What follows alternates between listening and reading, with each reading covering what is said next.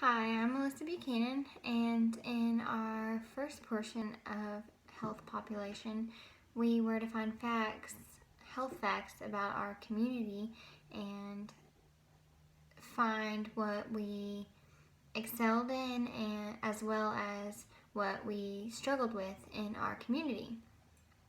When reviewing Hardin County facts on county health rankings, I found that 33% of adults in our community were obese or struggled with obesity. When expanding my research on this topic, I found that many resources state that things you do as a child carry into adulthood, at, like eating habits and exercise habits. So, because of this, I assumed or hoped that if we found interventions or we combated the issue during childhood, we would lessen the overall obesity rates as adults as well. I also found that children that struggle with obesity have a 70% chance of becoming or maintaining obesity as an adult. Because of this realization, I chose to focus my population on school-age children aged 2 to 19, with the topic being obesity, lack of nutrition, and exercise. In the beginning stages of my project, I was thinking I was going to present my issue to my selected population, being children.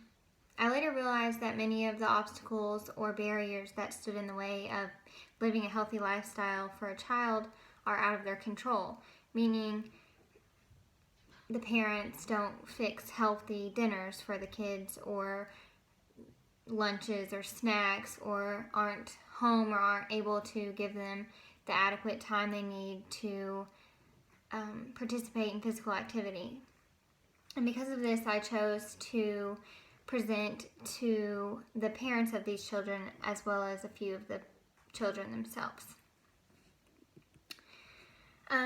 For my presentation, I created a PowerPoint presentation and invited families from a local school to attend. I began my presentation by introducing myself and giving a little bit of background about myself and the purpose of my presentation. I explained how I found that obesity was a large issue in our community. I had brought along with me a few different coloring pages that were like fruits and vegetables, something kind of that tied into the lesson but also could help keep the kids that did attend occupied.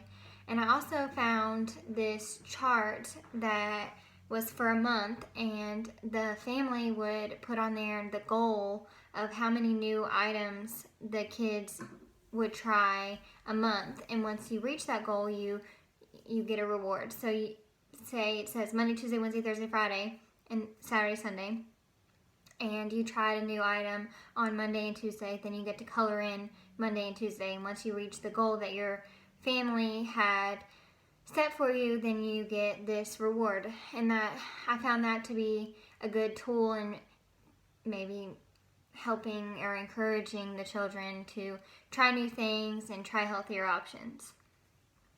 After passing out the crayons and the coloring pages, I reviewed the objectives of the PowerPoint or of the presentation, or the goals, and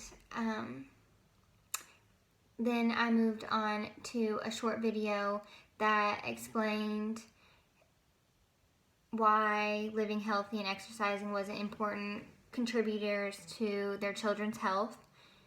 And then after the video, we did a group discussion over with the key points or takeaways from the video. A few facts that I found about childhood obesity. The most recent estimates indicate 31.8% of children ages 2 to 19 years old are classified as either obese or overweight. The childhood obesity crisis marks the first time in history that the generation of American children may face a shorter life expectancy than their parents. An overweight adolescent has a 70% chance of being obese or overweight as an adult. Children with obesity are already demonstrating cardiovascular factors typically not seen until adulthood. Children with obesity have 3 times more times expenditures in the healthcare field, and that costs an estimated $14 billion a year. Along with that, there's numerous health risks that I explained are associated with obesity, such as high blood pressure and cholesterol, which increases your chances for cardiovascular disease, asthma, sleep apnea, diabetes, joint problems, fatty liver disease, gallstones, and reflux. Following the facts, we have discussed the physical activity needs of their children, which includes children need 60 minutes or more physical activity each day.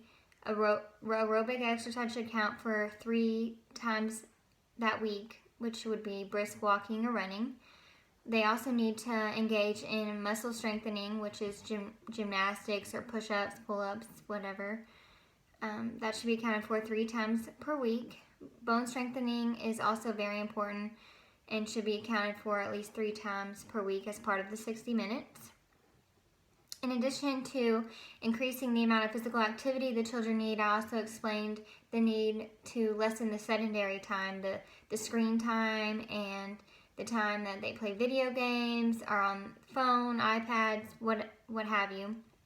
I explained the need to lessen that and increase the physical activity.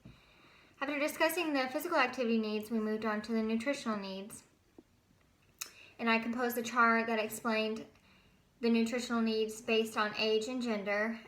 And the consensus of it explained how children who are more active and are older in age need more calories, as well as vegetables and protein.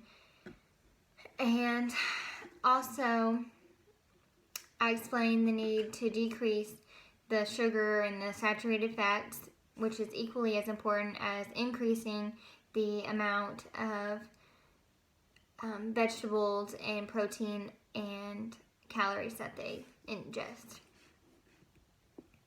After discussing the nutritional needs of the children, I showed a short helpful video that included 5 helpful tips to encourage your children to eat their healthy food. And some of them included for lunches at school. So she discussed on the video to include a variety of colorful options, fun shapes and sizes, easy containers instead of baggies for the kids' lunches, as well as offering a variety of textures. After completing the PowerPoint, I handed out a questionnaire that helped me gauge how much the families learned or information obtained from the presentation. My overall experience during the project was great. It was a very eye-opening experience, getting to know the professionals in the schools and their take and their opinions on this topic. Throughout the experience, I learned just how many children struggle with obesity. I also learned how to help encourage kids to try new things, as well as being a little bit more comfortable public speaking and presenting to a group of people. The 452 experience will change my everyday practice by giving me the background knowledge necessary to aid individuals with this health issue.